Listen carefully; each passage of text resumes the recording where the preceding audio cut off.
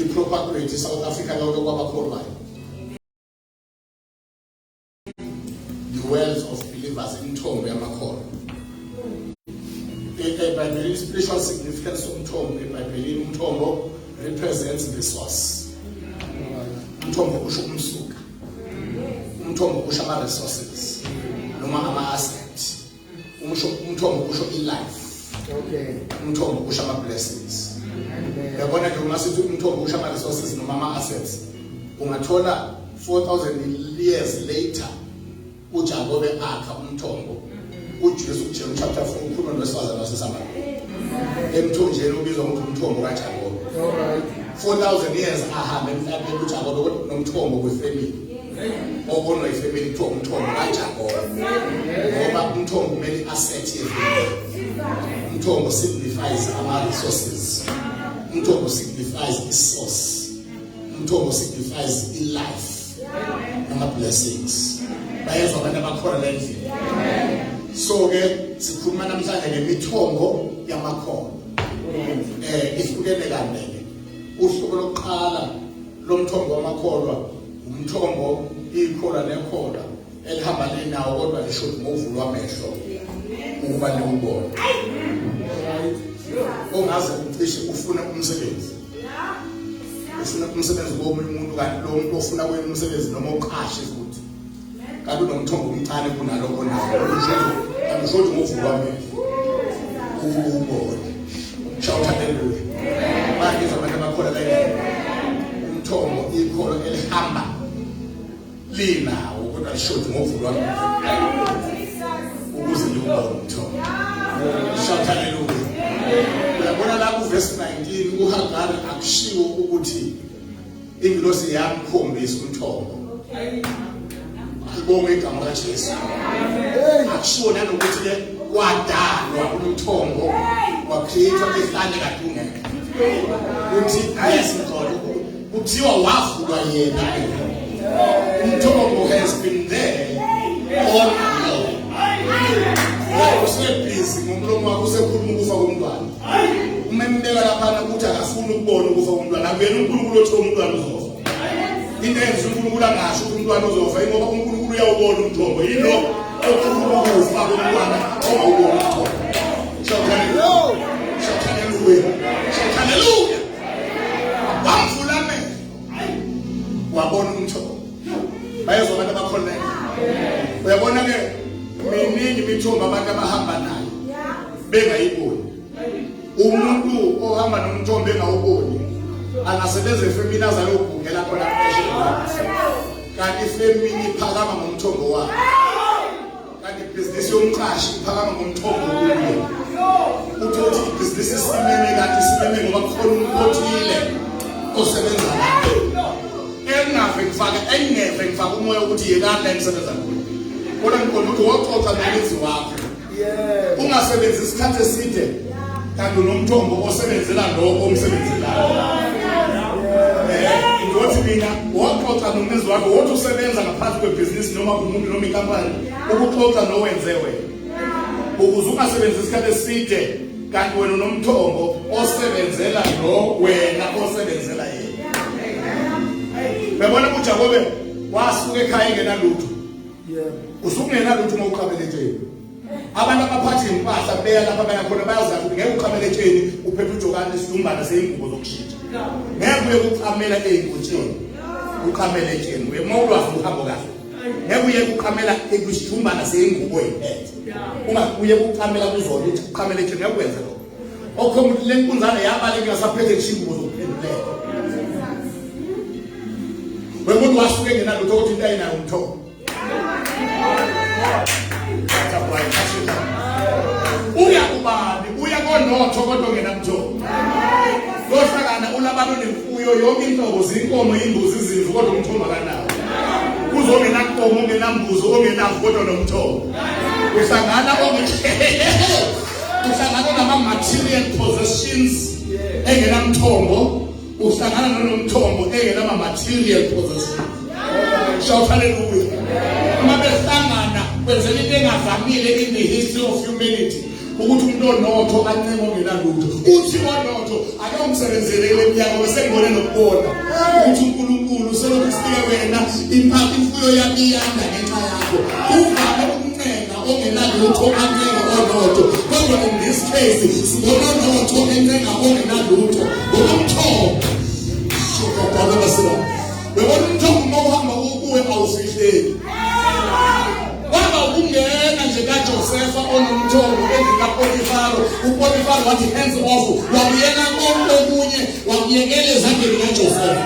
Kwaba ukungena nje kaJosepha etilongweni umgcinisibozo wathi hands off. Wabuyela konke okunye wabuyekela ezandleni zikaJosepha.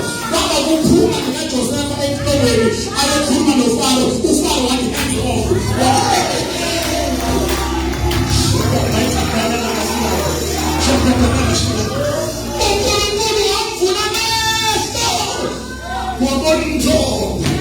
I declare and decree tonight. Ukhona bazovula amehlo. Abantu mthobe bebengayazi. Bakhala amabhizinisi abangasanele abanye. Umuntu abanye abakhulelizwe with new business ideas. Shout hallelujah. Shout hallelujah. Shout hallelujah. Shout hallelujah. Shout hallelujah.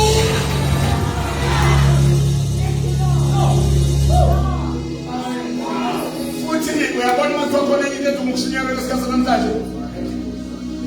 Ilento yokuthi kukhuzwe ubungozi emakholweni bokucabanga ukuthi impilo ezoba nenhlala kahle yomuntu emayelana nezinto ezitangible ne-physical kuphela kudelele ezi-spiritual. Uyazabazana namakholwane niwaholayo bafundisa hlobene kabili. Khona ikholwa any prone to read the Bible, engafuni iBhayibheli isuka ngo7 o'clock ekuseni. Kuze kuyosha u7 kodwa ukukhuleka alihambi ibanga elingaka emthandazo. Bese bakhona ikholwa prone to pray, engakhuleka from 7 kuze kuyosha u7 kodwa alikho kuthi kangaka alihambi kangaka ekufundeni iBhayibheli. Hayi manje laba bantu banamalane laba bantu. Niyabahola niyabafundisa kodwa omunye ukuthi kakhulu kuleleni lena yokubiblical, omunye ukuthi kuleleni yokuba prayerful. Abazi lothakazayo ukuthi njengoba kunento eyi-edge emenza athi keep on praying, leyo nto umthombo abangekho ongebona bonke abanawo enkonzweni. Ufuna uyofesa nofukane nama-CV kusho kunomthombo ongaphezulu nje komqasho ngoba uma unalento efuna ukuthandaza lento uJakobe ayenayo ebambana nengilosi ethi ngeke ngiye kungangibuzisi. Uma unaleyo nto hey man ungahamba khona kwamanye amazwe. Education or no education, man or no man, English or no English, broken or mended. Bayizo abantu abakhona endlini kuthiwa njena eKenya kudingeka abantu abangama-prayer warriors, kufuneka abantu abangamajayeli omkhuleko. Ngeke sale sibongele lapho ugitshezwe uthengele ithile ebhanoyi uyosheka i-foundation yama-strongholds amadimoni eKenya ngoba uhamba amazwe nomtoro. Shout hallelujah. From Kenya to Italy, from Italy to Germany, from Germany to America, ushake up a foundation of faith. Ngoba uqhubeka nento kudiyo wena ukhohliwe njengoba ukude kuthandazeni umuntu okhazwa abantu kanti njengokuthandazana kanje vele uqashile. Shout hallelujah. Kodwa into yeni ikhuze nithi mina ungathi uma umzalo nosindisiwe uqeda nekusika ungawuthola umsebenzi ungatholanga nemphezane yokuya e-tertiary ukuze uvele ufane nabantu abaqedumethi bengakholoni uJesu akufanele ufane. Ngoba phela wena John 1:12 abamamukela uJesu wabaphambana. Wena unamandla. Amandla asho ungafani nalabo abangawaphiwa ngalawo mandla. Igama power noma right or authority. Igama nje elisha amandla lisho ukuthi you are a threat somewhere. Aliphathi igama elithi amandla ungabi i-threat somewhere. Uma nje kuthiwa ngabe kwamenshina nje igama elithi amandla lokho kusho ukuthi lowo muntu lowo o-associate naye igama elithi amandla khona lapha i-threat khona. Ingakho ugesi uma uzofakwa kuba namabhokisi abhalwe emphakathini abe nekhanda lomuntu enjengele pirates. Bese kuba kuthiwa danger uzokufona isibulu kuthiwe efale kuthiwe ehotsini ngoba ukhona ukuthi lokhu ngesilona yizo uzosiza kodwa ungawuhlomekeli ngoba ungamandla uhlomekele uzobona ukuthi threat bawo kuwena ngoba into makuthiwa nje power khona lapha i-threat khona ngeke uthi uqeda uMexico angawuthola umsebenzi ufane unoJesu ufane noqeda uMexico angawuthola umsebenzi uza lapha abaqeda uMexico bathatha koMcDonald's nabo Nando's nabo nabo KFC nabo Chicken Licken ukuthi bangena ngasikhathini bakutshela bathi ngo-8 siyaqloka bathi ngo-1 night siyabuya ngo-2 so siphume ngo-4 noma ngo-5 uthi ningena ngalesi sikhathi ilayithi ngo-1 bathi bengena uvele uvula umnyango ungene ku-closet. Hallelujah. Mabethi baqala ukusebenza umbizo ngabona. Kule umfundisi wakho kule leadership yebandla ukhulekele ingceba kaNkulunkulu endaweni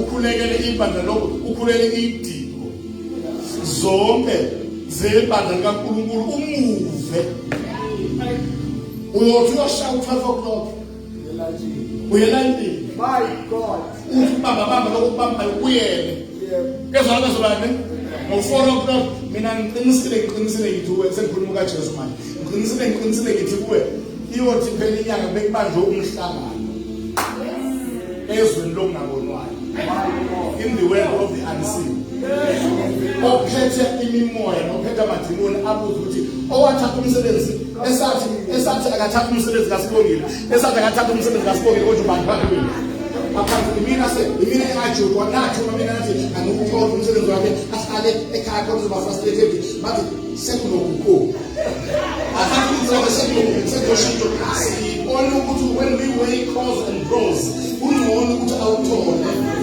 awukuseka ngoba awuthole ngake awutholi lo msebenzi ingozi kakhulu engasebenzi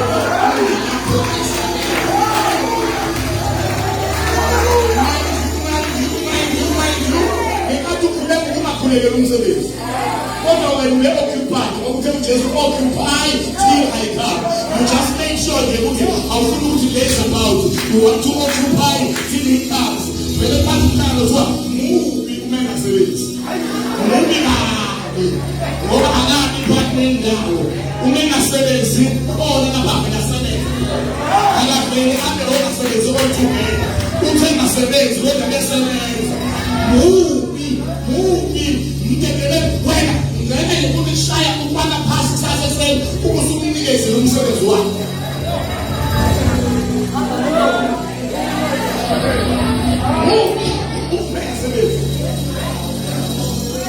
uma sekufanele nakhona waqhubeka nalento yakho yokukhuleka ngokusu addicted waqhubeka nokukhuleka izusebenza waplana ikhathi after umsebenzi bazobakho mhlawumbe usaqhubeka senzenjani ethi usaqhubeka fine ubani esathi ngabantu umshado wakho ubani wathi umshado wakho ngiyabona umsebenzi kodwa indoda eyinto indoda ifuna ukwashelwa indoda ifuna ukuphakelwa indoda ifuna ukuphekelwa indoda ifuna ukuyelwa akho umsebenzi plus indoda sponsor uthola isikhathi sokuthi eqhubeka ngoba njengoba eqhubeka nje uyaziphazamisa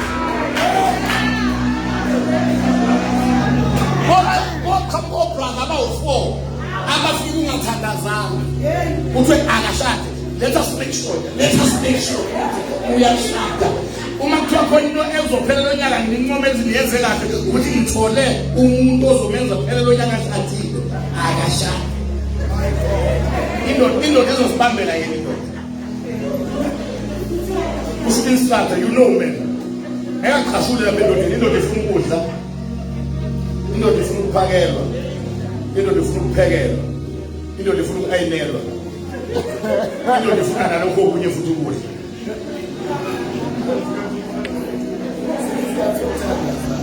so mama ngeke lesi sikhathi asilimaza ngasaphinda sithole khona izinto ongayithola ungayinikwa nguNkulunkulu othanda wena uyinikezwa amadimoni azonda wena ekunikela ukuthi ungcono khona uyitholile kulokhu ungayithola umubi kabi uma ungayitholile ngoba uyahluka shout hallelujah engathi uNkulunkulu angavula amakholo amehlo abona amandla omthombo omkhuleko engathi bengavulwa amehlo ngibona amandla omthombo omkhuleko hayi engathi ungavulwa amehlo ubona amandla omthombo womkhuleko. uNkulunkulu wamvula amehlo wabona umthombo. Shout hallelujah, shout hallelujah, shout hallelujah, shout hallelujah. Indaba engayo ukuyixoxa yaleli Jalimane lapha kwakhulukhuluma izulu lapha eKransdorp Oktober yelo stadium. Missionary from Germany ilapha eZM. Isiyakhe isizinda sokusiza abantu, joyibasiza abantu vele mission. Ngicabanga ukuthi ingoba uNkulunkulu ufika legiva kuba faithful. Khona la kade shele shele ngeke ngathi naye akushaya very profound points ngeke lobekhuluma. Futhi uyanikela lobekhuluma. Ngoba umuntu okhuluma ngomnikelo kanti naye uyanikela akasindani. Andi umuntu okhuluma ngomnikelo kanti akanikele. Uvela umuntu uyasindana. Umuntu usaqala ukukhuluma ayincane inkinga yalo baba umnikela. Hey Lord. Lobe kukhuluma bemuzu nasindane.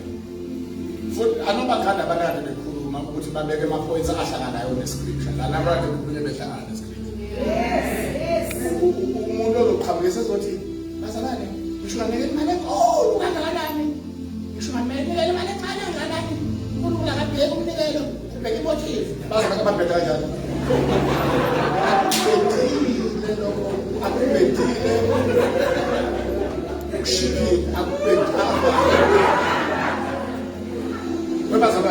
Indaba ye-giving is a principle. Any principle ayinendaba nemotive. Sengiyakusiza nje mahhala. Once igama lakhe principle.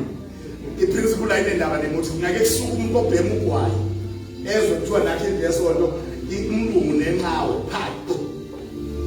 Asayine isheke la 350,000 rezi esayinela ukwakho kwengesonto ebhema inqawe. Bezwa bazalwane. uNkulunkulu ambusise ama-motives akhe noma bekuthiwa anjani. Ngoba i-principle ayinendaba. Yingakho phela i-principle ikwazi ukusebenzela umuntu ongakholwa onikelile. Usale okholwayo onganikelanga. Lo muntu ozofika lapha nithi akasheshe kumnikela kakhulu ngama-motive mhla senqatha. La bese ngiphinde mfune umhlalisa phansi office. Ukuthi ngicela usize ngomsebenzi lo ukhuluma into uyibreak up ngesikhathi. Musa ukukhuluma into which you cannot substantiate it scripturally. Yes. Ngoba ubona izayoni ezidumile nje. Usukuma noma ubani akhulume noma yini angahlaliswa umuntu phansi abuzwe yena.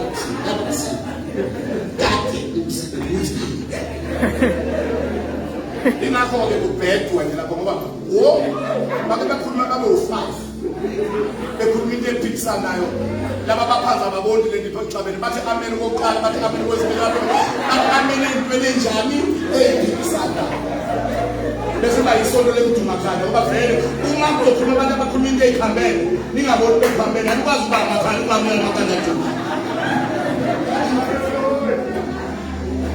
Umuntu ngemkhatheni umuntu okhulumayo ukuthi lena isho uyithathe ezweni.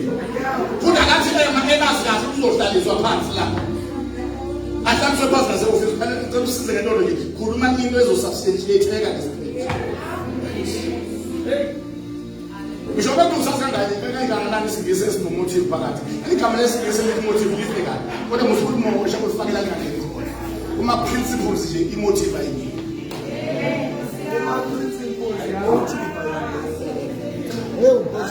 Musa nje ukuthi into i-principle uzofakana nama-motive ubheke.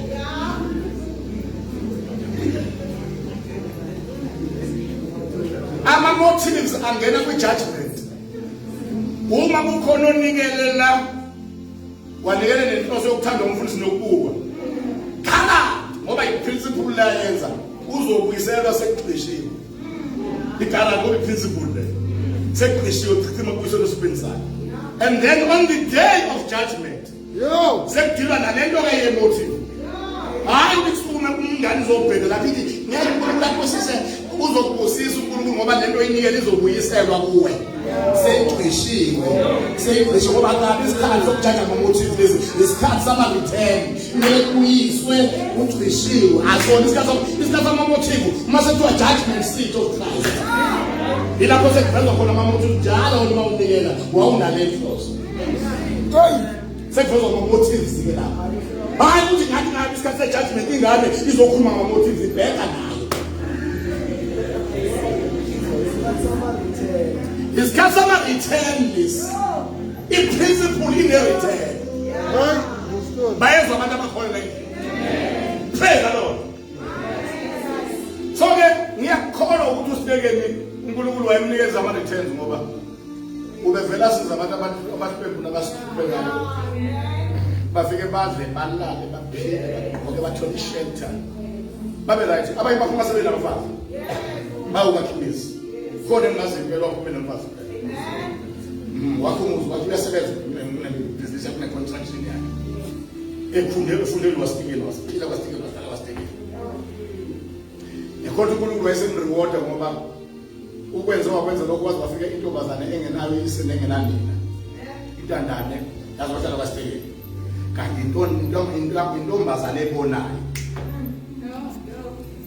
ivulwa amehlo iyabona kodwa inalutho izohlala noSitekeni onomthombo kodwa ongaboni bahlangana abantu okudingekayo bahlangana kake izinto okholelwe few months ifikile ivele uNkulunkulu ayitshengise uvele umuntu embonweni kuyona ethi woza ngitshengise igolide uSitekeni ahlezi kulona ahlezi phezu kwalo umuntu ambambe ngesandla bahambe nentombazane ebonile vision bafike endaweni engathi isiphethu kunamanzi aphumayo nje kancane aphethuzayo athi lo muntu nanti igolide uSitekeni ahlezi phezu kwalo hamba umuntu nanti igolide ahlezi phezu kwalo amtshele uSitekeni ngakusasa ngamlungu ukhuluma isiZulu abantu ngabakhuluma isiZulu bayisi athi awu ayusho usho ukuthi intombazane uqinisekile ukuthi awuphethwe inyongo usho umlungu athi hawu ake nginesizo njalo anofuna ukukhuluma isiZulu properly ngoba uyazi abantu uma bafunda isiZulu basikhuluma properly hayi le breakdown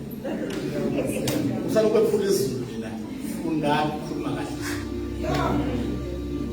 akushiwo ukuthi uyakwazi emlazi ayishiwo le ukuthi uyakwazi emlazi mina ngiyakwazi eThekwini akushiwo ukuthi uyakwazi emlazi uma uzolandisa negama lendawo awusho ukuthi uyakwazi ukwa uyes uyazi nangoba saziyo lokho ngakho ukuthi uyazi emlazi uyazi esithenga akushiwo ukuthi uyakwazi ukwa ufaka umazuba nesenzo uyakwazi ukupheka uyakwazi ukushaya uyakwazi ukulwa kumele kube nokuku uma uzothi kwathani uku hayi lo mbhede lokhuluma usakusibhedlela abawena together bazoba right cha ngifuna ukufaka zonke izinto nishadeni praise the Lord futhi uyabona lokho iprinciple nje ithi othembe komncane uthembe nakukhulu uma ufuna ama-major victories and great victories hambe yokupractice lokhu kuhlula kwakho ama-letters awu-2 from ugrade 2 to grade 12 uhlulwa nje ukupronounce ukuthi uthi D yeka ukuthi uqede 10 years uhlulwa ama-letters awu-2 uma fanele ukuthi then una 12 years uhamba isikole uma fanele ukuthi then uthi then hayi ngiyasiza lalela hambe yokupractice uyabona lokhu ngimpila nje yalotification wena unempe right yokupractice lalela principle othanda lokuqala uthembe kakhulu uhambe ufuna ukuqoba izinto ezinkulu awenqoba la ingane nje ungahamba 12 years old ufuna ama-letters out uthi then ngoba thina sikhonza uJesu wayekhuluma naseyintweni ezinandlebe wayekhuluma nomthiwalo ongenandlebe akhulume nesiphepho sinendlebe unofuthi Jesus to them uyasikayiza uzokhuluma wami uyokhuluma ngedamu impilo kwesa kwindoni uzokhuluma ngedamu uzokhuluma ngedamu kodwa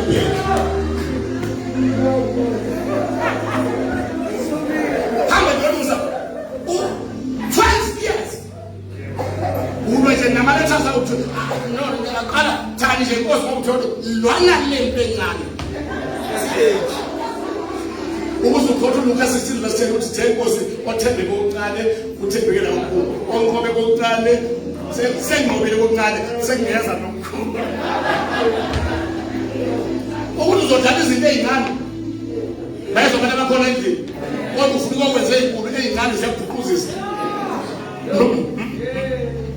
Musukubuzwa into ezincane kanti ufuna ukwenza izinkulu. Zishintshele nje into ezincane kulo nyaka 2021 zishintshele. Ngiyaqeda ngento encane ngokuthi dlala ngami ukuze ngithi ngiyabeka umbeka ngathi usephethe CV. Ngoba kuyo eyimele kumele kuye uphethe CV njengoDavid. Owathi uNkulunkulu waba nami ngibhekene nebhele. Waba nami ngibhekene neGubesi. Uzoba nami sengibhekene noGoliath. uGoliath eyinkulu. Kodwa kumele ube nayo iCV yamabhele namangcwele engonyama. Uzophuphuzwa ibhele nengonyama ngaba bezugijima eGoliath. Mana lo bhele nongonyama lo uthinda lo H lo okhulayo. Ihambe yona nebhele. Uyekudem sitekezile ukuthi ukusala kumeleka alikidam noma benanda dem umfal dem uJesu alikidam akhuluma nalo silungisele uzofundela iBhayibheli kabi. Jesus said to them, not them. Awuseke ukuthi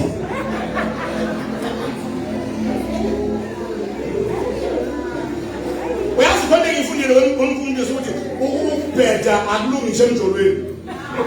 Umuntu ojola uyafakwe oyakhe lapha ne-restaurant bese kula order uhlobo lwenyama ayi ngicela ngiphi ikhaya kodwa uyakubheka uthuna umuntu right uzothuna nje umuntu lo ngakubheka nje ubheka akulungi umuntu right akulungi isho lo akulungi isho mojo la lo sala nayonke level uwathi hayi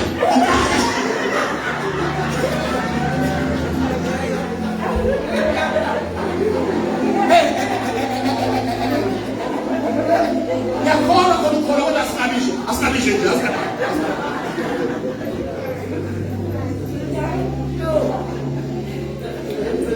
Ngithino sekele ukuthi lasikhuluma isingisi wena yasephula wena isizulu wena. Usithe unasikhuluma isizulu wena usinjalo wena yasephula wena. Ayisho wena yakho ngiyakwazi mina akusho. Akusho wena ngiyakwazi. Kuthiwa ngiyazi. Sisize thina ngiyazi. Akusho ukuthi ngiyakwazi kuthiwa ngiyazi. Unjalo kusithe ewulu. Hayi lo ntombazana amncenge kusithekele baphela 2 months wonke emncenge. Then ngelinye ilanga esethi ngoba uyangibelesela usho umuntu uyabelesela. Ngoba ngibelesela ake siye kodwa ngayikhomba le ndawo wathi ngayikhomba. Intombazana ivele isuke nayo starting point kube lapha yabona khona embolweni. Bahambe ngokwendlela ekuvisualize ifike lapha. Yathi mayisikwa lapho yasibona lesisiphethe yathi nansi into owathi umuntu ebusuku. Nanti igolide usiteke nahlezi phezu kwakhe. Asiteke lelo igolide lelo. Asiteke igolide ukulaza nakho umthetho akulaza. Indlela ngoba lamazi negolide. Athi mina ngitshela into athi ntombazana ngitshela into yakhuluma basi ebusuku lelo. Abesimiyeke intombazana thatha ucingo wayisiza ngokufonela amajalimana kubo. Wathi mayifona bathi abanye injani leyo nto wachaza wathi uhlezi phezu kwetshe lemali. Bathi siyeza lapho sizohlola ngemishini yethu bafike nemishini basave bathi ukuthi lapho ngaphansi aphuma impophongo yamanzi ongaphuzisizwa sona. Takwayina shira bakhona. Now afika amajalimane waqalwa ifemu ye-April.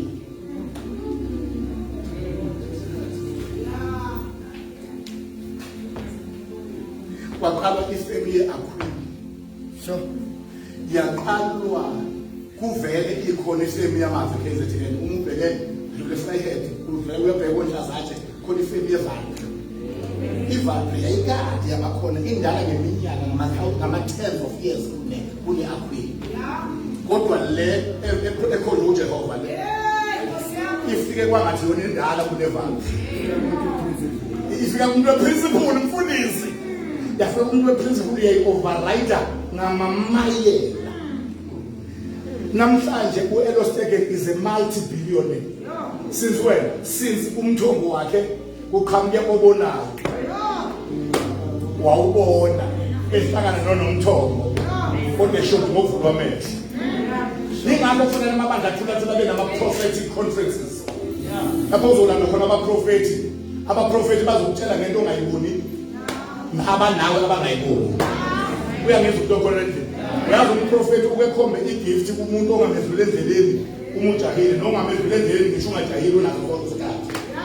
Ongamboni nje omthatha kancane wesithobo okwesishebo samathuba avela athi umprofethi lo ngibona a-multi-millionaire esho umuntu ozothi uyamveka nizophuma nonke ngixoxe nodwa ngiqalaza ukuthi ungaphi akanqazeli nithi uzabe awushaye oku umprofeti angaprofethi umuntu onjalo kanti 3 years down the line uzoyibona indaba eyi angazi mina ngizwa ngibona angifuni ukuyithinta lento ngoba kuvamile ukuthi izinto eziyigugu yifihlwe kweyikhathele neyifihlele kodwa into ongayiboni kahle yona efihle ehahele ngalo lenxanele ngalo. Shout hallelujah. Shout hallelujah. Wavula amehlo wabona umthombo wesibili amakhono umthombo wamakhono. Funda Genesis 21 ufunda verse 25. Funda verse 25. Nomfundo yimina ngokufundela nje nje. 21 verse 25. Kepho Abraham wamsola uAbimeleki ngomthombo wamanzi ebezukhwakhile izinceku zika-Abimeleki. Kepha uAbimeleki 26 lo. Abimeleki wathi angazi ukuthi kwenziwe ngubani lokhu. Nawe awungitshelanga. Nami angikuzwanga kuze kube namuhla. Umthombo wesibili wamakholwa umthombo ikholwa elihamba beli nawo kodwa usuqhwaqwa izisebenzi zesitha. Hayi lapha ke kubujiwe ke la. Ngoba ngena yonke ama aspects. And imithombo eqhwaqiwe yamakholwa ihlukana kabili. Ba umthombo wento ke waba nayo wayibona uNkulunkulu esibenza ngawo. Ya wayibona ikuwe isebenza ikuwe. Kodwa ngasazi ukwenzakalana. Kanti izinto zakubona ukuba ingozi. Akubonge igama Jesu. Sawuntshontsha umthombo. Sawukhwaka umthombo. Hlukene kabili khona okhwakwa ungakafiki. Ophuma ezulwini bawukhulekele. Udispatch phezulu bawukhipha unegama lakho. Unqabo oseza. Uphosa kwezinye izalo ngasafika ngakho. Wena uhlala uthi usalindile impendulo kanti. Impendulo kade yasuka. Kodwa isi-enjoywa. Isamuwe wena uthi ayikafika kwamhlaba kanti yafika kwamhlaba. Akuzimoto ezaphuma ibhalwa abathile. Eseyisetshenziswa abathile. Akumizi eyaphuma ibhalwa abathile. Ehlala abathile. Akumishado eyaphuma ibhalwa abathile. Kodwa ungena abathile ke. Akumsebenzi eyaphuma ibhalwa abathile. Kodwa kwaqashwa abathile. Akuma promotions aphuma ibhalwa abathile. Kwaqashwa abathile. Inqaba ezinto ezifike zentshontsha zathathwa ezinye zazo zawela kwezinye zazo. When like KZN we have a valid testimony ngayisho lento abalalelo khosini. Umama wasophongolo eshonelwe indoda omzalwane wacela imali kuNkulunkulu ngoba ushonelwe indoda kasenamuntu. Leyo testimony abayizwa ngisho khosini. Uma ekhuleka uthi owayesebenza nombuso omnyama ngaleyo nkathi kanti uzohamba babe nathi kwakubonga ngikhangela. Uthi bayibona impendulo yalo mama iphuma negama lalo mama ikhavwe ngomlilo uyimiliyoni labalali liza kulo mama. Uthi bethi bayabamba bayalitshonela ngantshontsheleka ngoba liyavutha leshivutha umlilo. Uthi bazama ukuthi bathi ngeke siyithole ngesivimbele imali yalo mama except we disturb her. Base beya emndenini bavusa umndeni ukuvukele lo mama. Lo mndeni waqala phansi ekulinyama waqala phansi wathi wena wabulala mfana wethu. Uyabona lo mthofu ukuthi usezwe ukuthi ngohlelo lelo. Uphinde ukhamba umthofu wesibili. uthi kuthiwa umuntu othandiweyo wakho ubulawe wena ngenkathi ephatheka kabi ingakho iBhayibheli lithi ningakhathazeki ngani iBhayibheli lithi ningakhathazeki suke ngazi ukuthi ayikho phambi kwakho into ekhathazayo sizane lapho iBhayibheli asifike lithi ungakhathazeki ngoba ingekho into ekhathazenayo futhi manje ungesabi alisho ukuthi ungesabi ngoba ingekho into esabisayo alibonga igama kaJesu. So ke lo mama lona ngenkathi ephatheka kabe ekhathazeka bathi wabohla umlilo obukhava imililo angazi umeyizwa lento uyayizwa izinto yakizinto zokomoya wabohla umlilo ukuthi base beyakwazi ukuthatha uthi ubonganikhakele lathanda uyena lelo mlilo lapha lemuso lokumnyama usebenza under authority njobe lithathe le yazovela kube lakhe ngoba lithathe uyena kumele bamkhomande ukuthi liya kubani uthi walithatha kwathiwa kanikeza uzobala emuntu imali yomzabani yaya enyangeni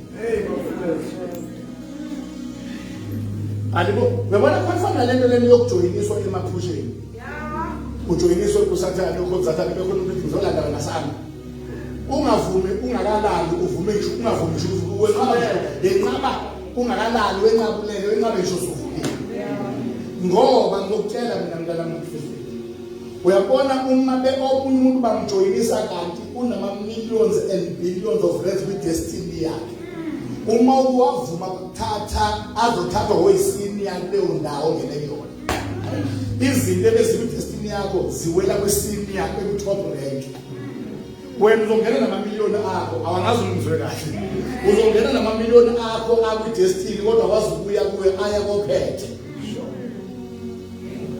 angazi ngezwe lolo angazi uya deprive once wawela niwasuka kulo wenza wena nowakuneza lo destiny uyifaka we subject yourself under deprivation lo mama lona athathwa namamiliyoni uqhubeka bathi uthi mase fukaza ukuthi lo mama uqhubeka uyathandaza namanje uthi kodwa akazi lento kazi yafika komhlaba ingomunye umuntu ingakho lithi iBhayibheli umoya womusa uvukela ungayishinda wena ngenkathi evukelwa uzalo umama washika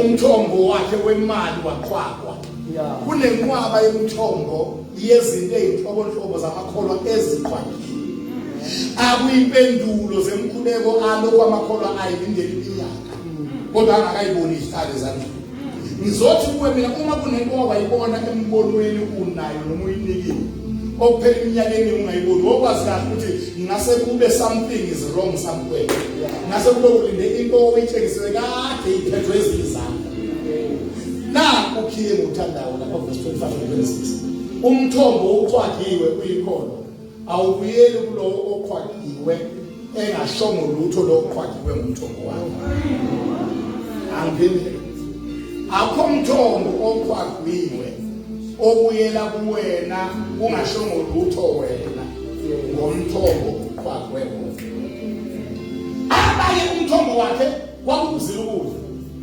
engabe kuze kumenyezelwe ebandleni ukuzila ukudla namhlanje sewuzila nge-announcement yasesontweni uzila ngesimemezelo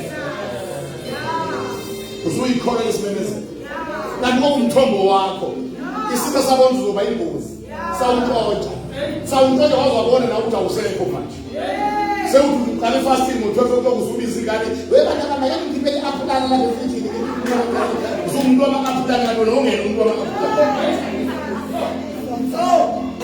umthombo wezinjani bazalwane wena ongakhuleka uqozi yaphela wokhuleka into ehambayo kodwa manje sevula ugana uvule uvuke emsebenzini molo Thixo ujahe emsebenzini isikhuleka uvuke embedeni ngamadola aqhaqhazela nasha kodwa amadola enkonya awungenjalo wawusukuma uhambe nendlu yonke wehle haleluya unyakazise isekelo zokunyama endaweni engathiwa abantu mona bonke uyingozi awuntshontshe umthombo omkhulu bekwenzeki into kuwena ungayibonanga ekhaya emandleni emsebenzini yonke into enhle nembe ezokwenzeka ukutshengiswa yona namhlanje sekuze kufa umuntu ungabonanga ngokumthombo wokubona izinto sewantshontsha haleluya yonke le mthombo entshontshiwe ayibuyi kungasukumanga umqhwaqwa athi ngiyawufuna umthombo wakhe. U-Abraham uzobuya umthombo wakhe uyena wathi Abimeleki ngiyakufuna umthombo wami. Iy'ndleko zakhe ziwuthathile.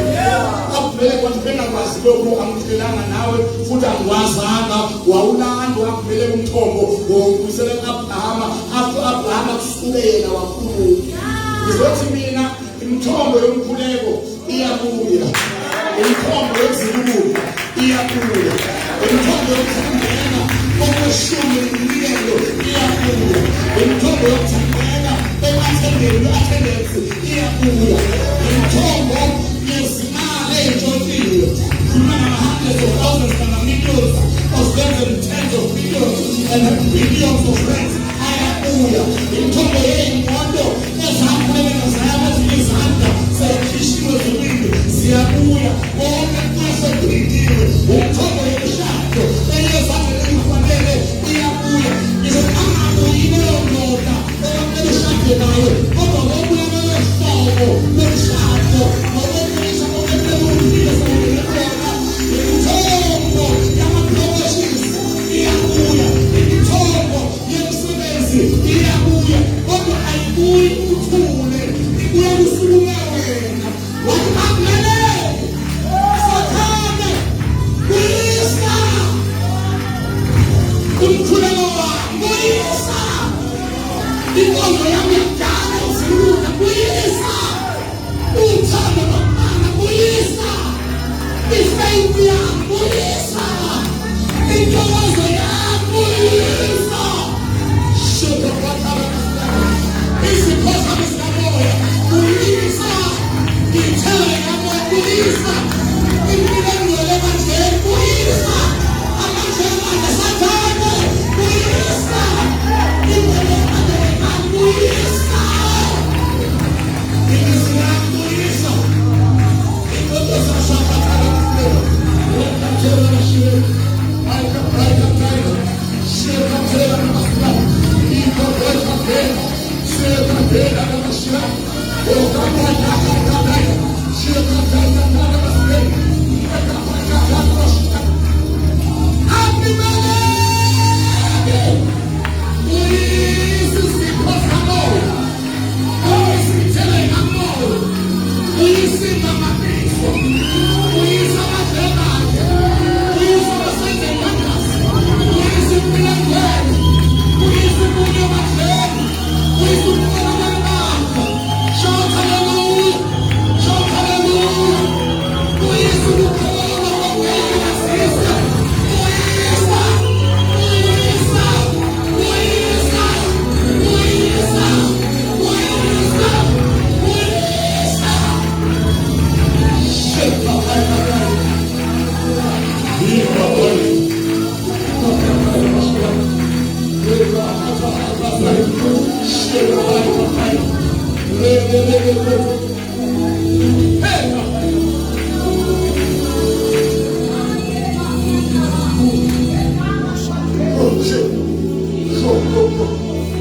Umthombo ofakiwe awubuyi,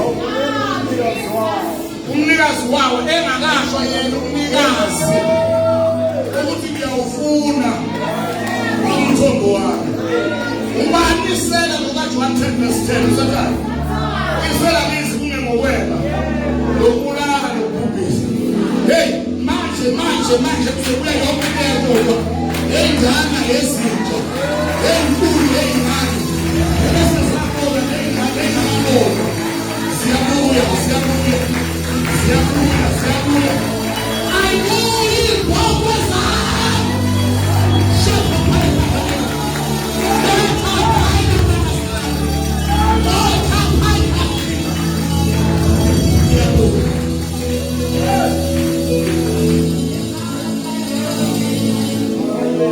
Lazi lapha kunagezaka uSolomon ubiza umfazi ohlezi naye emshadweni umbiza ngomthombo.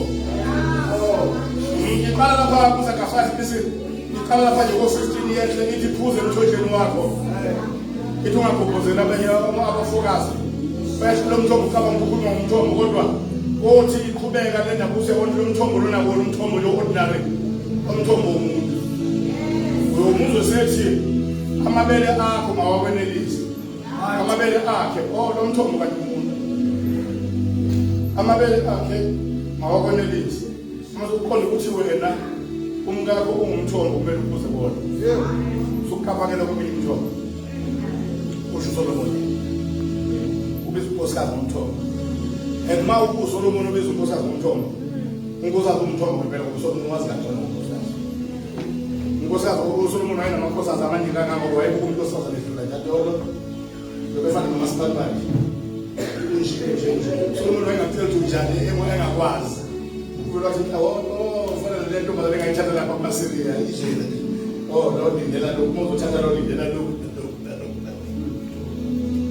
Solomon wayengatshelwa ngumuntu osazana njengoba ebiza umuntu osazana ngomthombo bezwa abantu bakhona endlini kodwa ngathi iphothe ngiyona awubuyi umthombo okwakhiwe engashona ukuthi ngiyofuna umthombo wakho lapha ku-1 Samuel chapter 18 uDavide wakwenzelwa uqili benzelwa inkosi uSawuli ngoba abantu bezwa ukuthi uDavide uyayithanda indodana kaSawuli indodakazi kaSawuli asebeyitshela inkosi lokhu kwaba kuhle emehlweni enkosi yayivele ifuna ukumbulala uDavide imbona njenge-threat empilweni yakhe yayisithi hambani imtshela uDavide ukuthi akalethe ilobolo elingamajwabu angamakhulu ayikhulu amaFilisti kodwa ngutshele ngelobolo ilobolo-ke ihlukene kabili indlela yokulobolisa ihlukene kabili kodwa ukulobolisa ngokweqiniso nokulobolisa ngokobuqili kodwa ngolobolisa nje akasabi uqili either uzolobolisa ngeqiniso noma uqili kodwa nje akho kulobolo ngenaqili either kuzoba ngeqiniso noma ngobuqili kodwa kona uma kuloboliswa nje kunoqili owodwa uzokwenza bayezwa abantu abakhona nje lena ke kaSawuli indlela yokulobolisa yayinobuqili phakathi ngoba lithi iBhayibheli wayefuna ukumbulalisa angafi ngesandla sakhe afi ngesandla zamaFilisti ukuthi yayinobuqili-ke le ngoba kukhona ubuqili obuselobolweni umsebenzi okumele sulungise emabandleni ukuthi amabandla ngoba awukhanya kwezwe alobelise ngendlela yeqiniso ayeke eyobuqili sibahlukanisele ukuthi yiphi yobuqili yiphi yeqiniso ungathi ukukholwa uwehamba ngendlela zobuqili kanti ikhona ngoba u1 Peter chapter 2 verse 1 uthela hlala ubuqili bonke hayi obunye babo bonke nobe lobona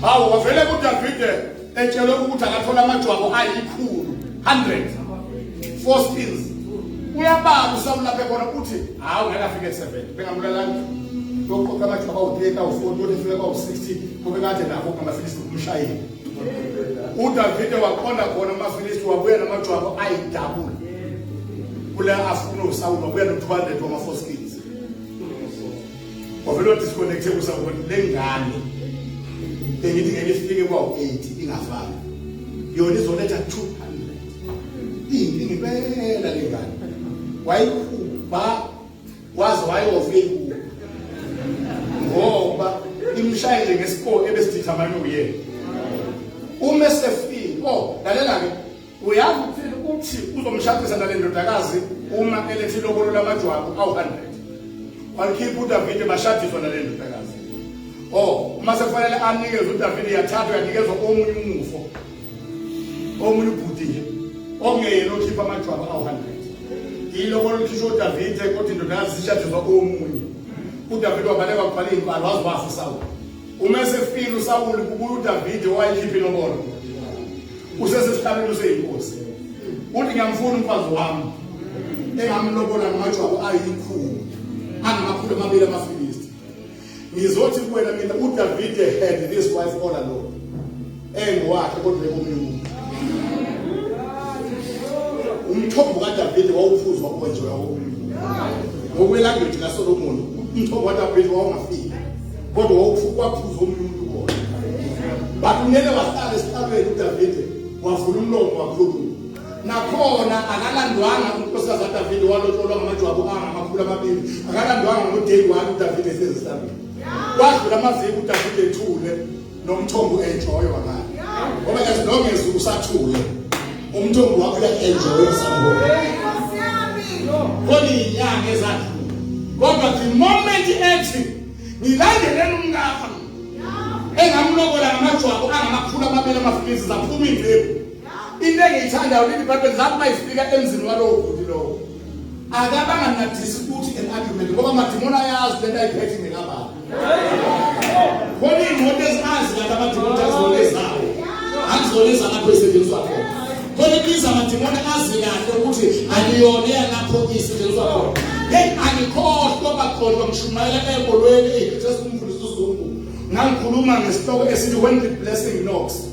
Ngithi mina uma isibuso sinqonqoza kusuka ngisho nezinto ebezinye zakho zaya ezandleni engafanele zisuke ngejubabe ziza kwenza ukuthi nangu baba nangu umbeke ngowakhe. Kanti ngisho nje umama uZungu unkosikazi kababa uZungu babekade beku-fasting from Monday mina ngishumayela ngesikolo nje bazoyibreaka emva kwenkonzo fasting. Uneposti yakhe yakhona emolweni ithathwe umlungisi ofakwe ngesikorokoro abaphethe kwasebeuphekungokolokolwana wafakwa khona ngathi mina yonke into njengoba isibuso sila endlini siyangqongqoza mina the blessing is knocking, I'm hearing the knock. Angizobantu abakhona nje ngathi mina ngenkathi ngqongqoza kusuka lento engeyakho ivele ikufuna izikuthola sathandaza ngakusasa wasuka uMisi ofakile wathi ngiyaresign. Bathi ngizelayo wathi ngifaka umsebenzi ongangifanele umnikazi walo msebenzi uyawudinga mina ngifuna ukuoccupy into yomuntu. Wafonela umama uZungu wayongena emsebenzini ngolwesibili owayefakwe endaweni yakhe ngesikorokoro waphuma engaxoshwa.